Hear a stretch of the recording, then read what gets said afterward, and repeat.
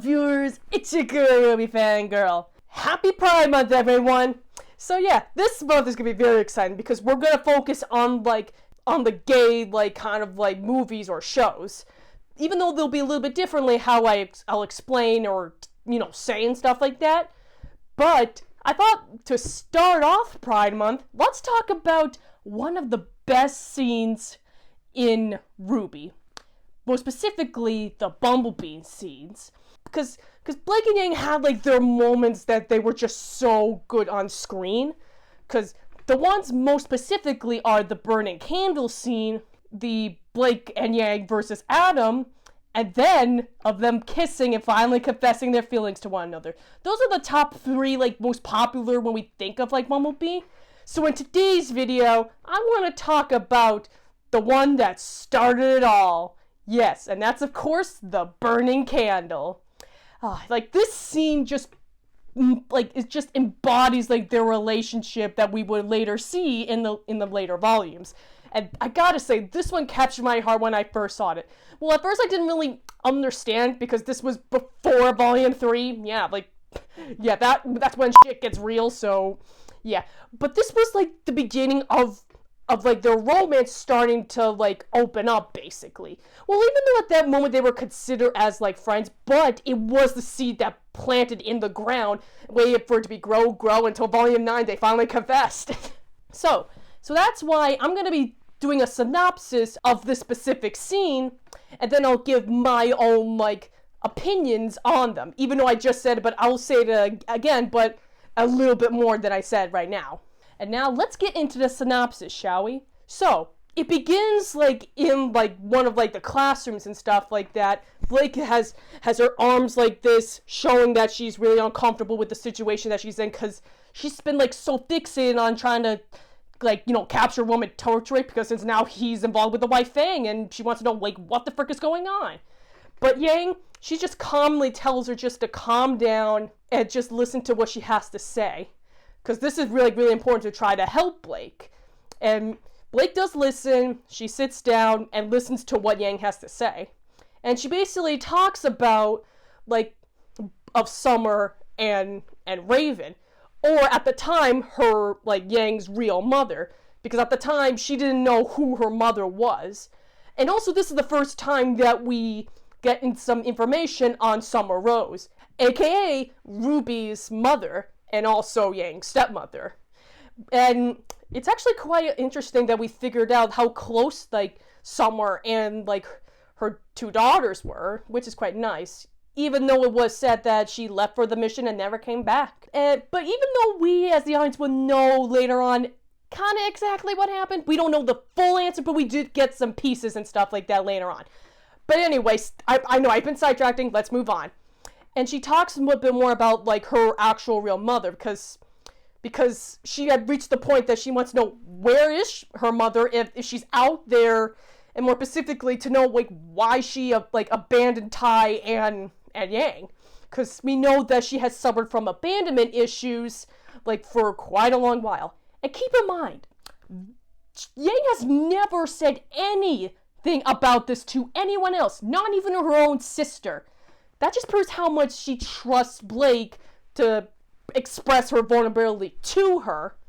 Because even though that will be a little bit different, because she hesitates, in the actual, love confession, but that'll be for another time when I do analysis on that.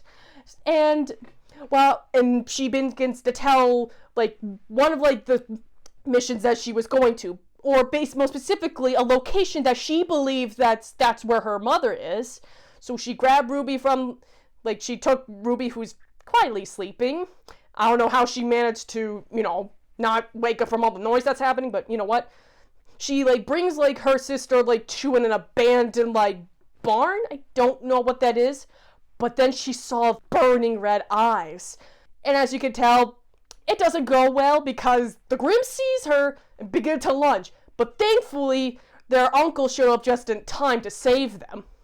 And also, I'm kind of, the more I look at this, I'm is this a reference to Goldilocks, but if it was created by the Brothers Grimm?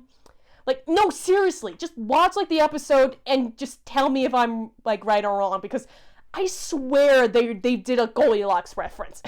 But anyway, And because while Blake understands, like, what she's doing and feels sorry for her, but she argues about, like, how is this gonna, like, prove anything? Because, well, she's not a child, and this is not something that she can look for answers for. Even though she was 17 at the time, you're still technically a child, legally a child, until you're 18. Like, offhand, let's move on. Even though Yang got a little bit annoyed at that, but she's trying to tell, like, Blake that, like, even after everything, she still, even though she wants to look for her own mother and why she left her, just like I said, but she wouldn't let that search control her. And that's what she's trying to tell Blake, like, just, you can't be too fixated on, like, this specific thing, because otherwise that's really gonna really affect you. Like, trust her on this, because Blake really hasn't been, like, sleeping, eating, and do anything, like, for probably, like, for weeks by this point. So, yeah, she's not taking good care of her health. Of course, Blake kind of lashes out at that. Then Yang lashes out at her. They tussle a little bit and says, like, you can't even stop me. That's, like, how, like, the end of, like, the tussle. But she doesn't, like, do anything aggressive because while, like, Blake is, like, kind of wobbling, like, she's really tired, expecting, like, some violence, which, yeah, that definitely does hint that, Yang just hugs her. And the expression that Blake gave her was, like, completely shocked, because no one has ever done that to her. Like, just gave her a hug after, like, having a little tussle and argument. And then Yang just says, I'm not asking you to stop. Just please, get some rest. Not just for you, but for the people that you care about. Like, seriously, that line just holds on to me every single time. It's so good. Even Blake, like, is completely shocked about this. And as a final send-off, she says, and if you come to the dance tonight, I'll save you a dance. Yep. She gives a quick wink to, like, Blake, basically saying, hey, you want to go for a dance?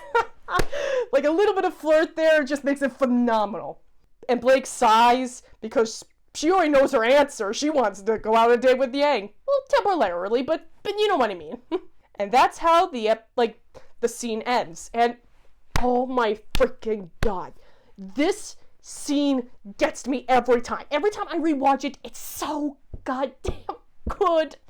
Like, I can't imagine, like, how much, like, Bumblebee fans were going crazy over this scene, because this was the moment that made people go from Volume 1 all the way to the second half, like, the first half of, like, season, of Volume 2. They were all like, oh, they were just, like, simple friends. But this moment right here just perfectly telling us from simple friends to 100% freaking shipping them. And also, like, the music, the lighting, the way the characters are talking about this. Like, oh my god, this is great. And guess what? Even Monty Ohm himself approved of this. That romance is always earned. I'm pretty sure I didn't get all the words there, but he did admit that he wanted this to happen, but it has to be earned. And guess what? Little did he know, that will exactly happen. Even though he'll sadly never get to see that, but R.I.P. Monty, you were such a legend. But anyway, I love this moment more than anything else I've seen. Well, I mean, there are, like, some other moments, like Kane and Vibe, like, for example, that have, like, their great, like, moments and stuff, but Bumblebee is just the epitome for me. Like, for me, and also other Bumblebee fans out there. Like, this is just great. I love this so much. Haven't I told you guys I said I love this so much? Of course, because, you know, I love it. I freaking love it. So, I would like to know from you guys. What do you guys think of this scene? Do you like this moment? Do you think that this made you fall in love with Blake and Yang's relationship?